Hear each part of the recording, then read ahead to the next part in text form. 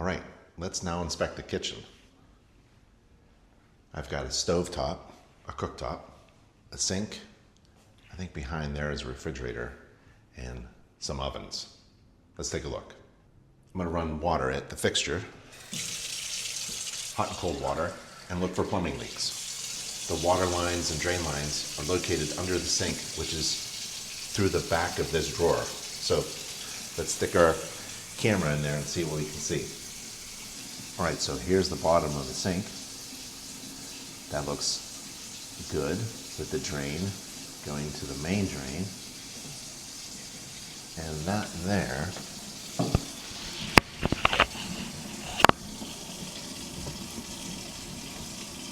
is a cap, so that's capped off, so that's okay. And it goes to a water trap. And then that fitting there could be for the dishwasher, but they're using a standpipe instead. This could be for a garbage disposal as well.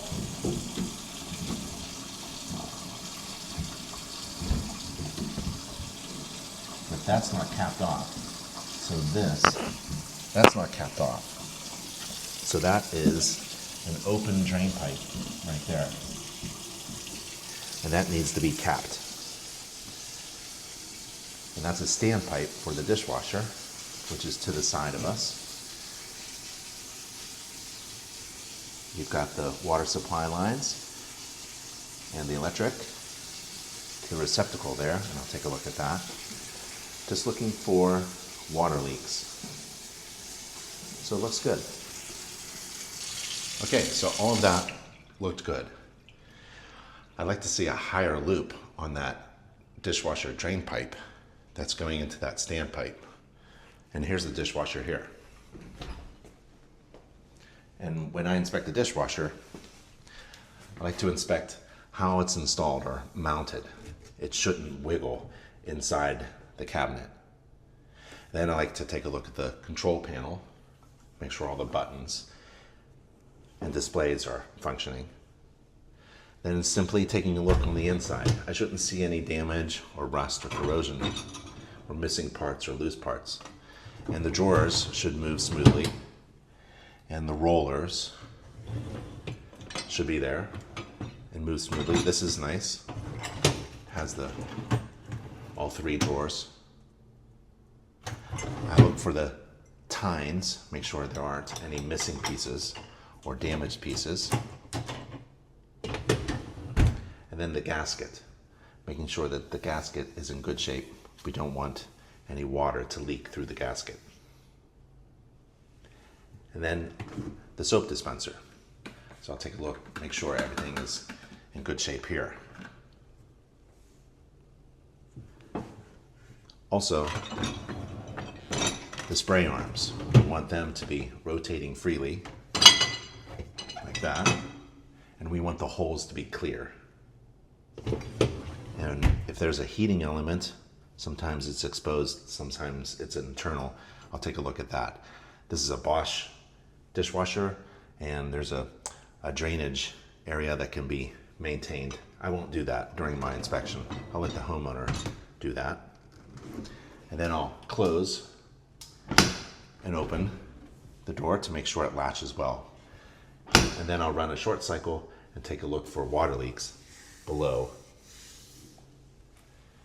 And I want hot water supplied to the dishwasher. And again, I want a drain loop, a high loop, or an air gap.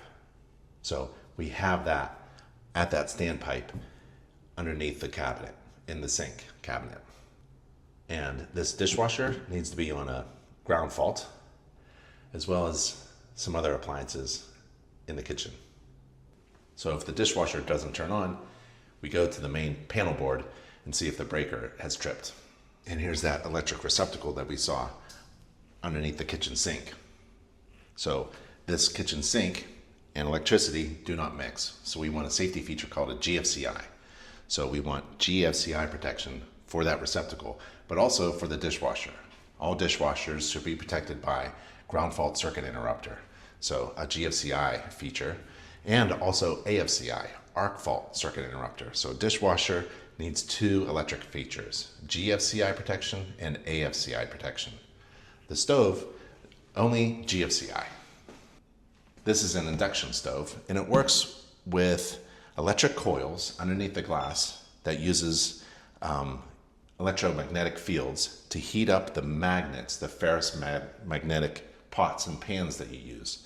And the really nice feature is that it heats up very fast without any chance of getting scalded by hot elements like a conventional electric stove or a gas cooktop.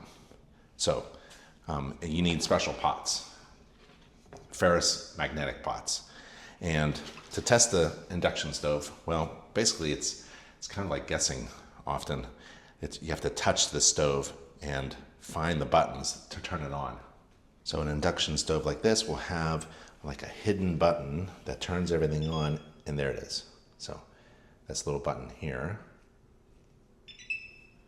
And this turns on. Now we have a ferrous magnetic pot. It has a magnet inside, which gets hot because of resistance of the electromagnetic waves coming from the coils underneath the glass. And we'll turn this on here, see if we can. And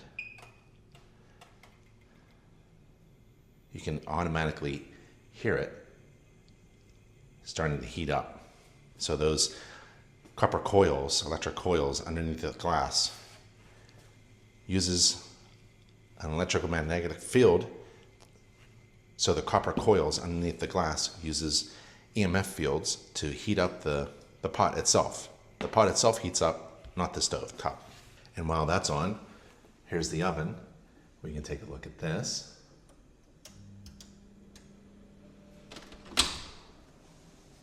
Make sure the door functions and that the seal is in good shape. Looking for excessive grease or damage to the drawers or the oven itself and the glass.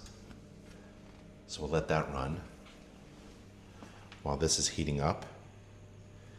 And I can feel it vibrating. This is a portable microwave, so we can test that as courtesy, but it's plugged into a receptacle in the kitchen, and that requires GFCI protection. And here are the refrigerator doors. InterNACHI has a refrigerator inspection checklist that you could use to inspect these refrigerators and freezers.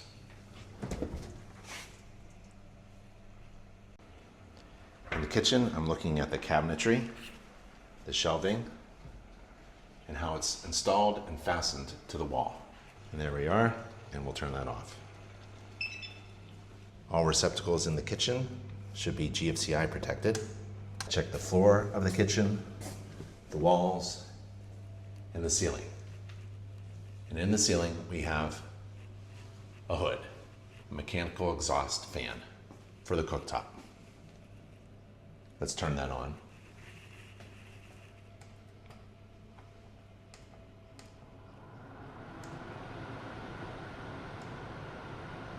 And that's the inspection of this kitchen.